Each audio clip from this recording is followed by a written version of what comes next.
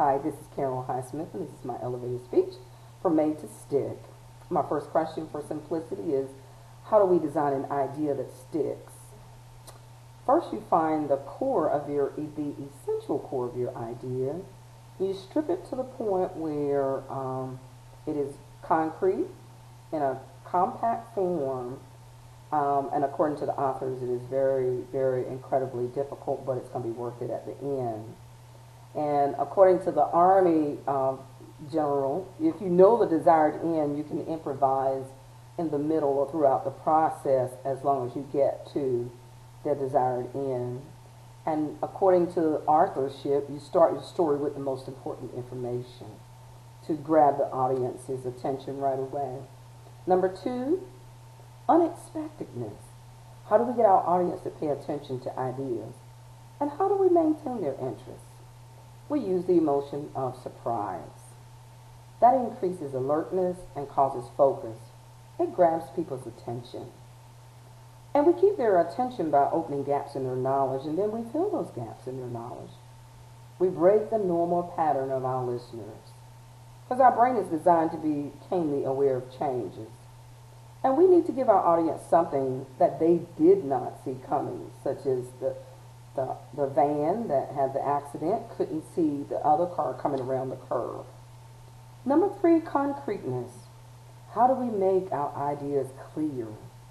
We use human actions in terms of sensory information. You give your audience something they can examine with their senses, things that are easier to remember, things that focus the brain.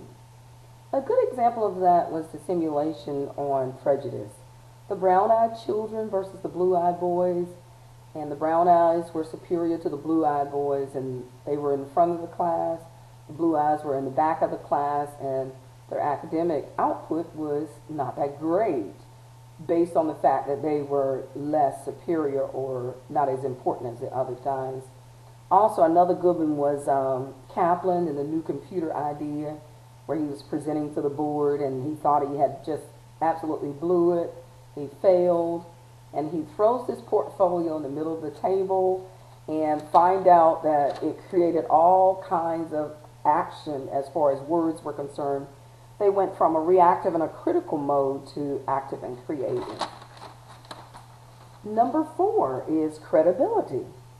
How do we get people to care about our ideas? We make them feel something. One person versus statistics.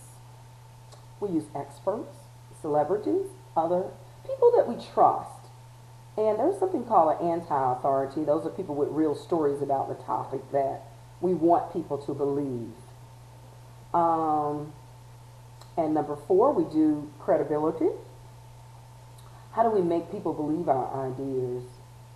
When it comes to our hearts, one individual trumps the masses. And according to Mother Teresa, if I look at the mass, I will never act. If I look at the one, I will act. So empathy is created for specific individuals, such as it's a connection, it's a relationship that is created, and the evidence that you present is associated with things people already care about. Number 6, we are looking at stories. How do we get people to act on our ideas? We tell stories. Stories contain wisdom. It's an effective teaching tool.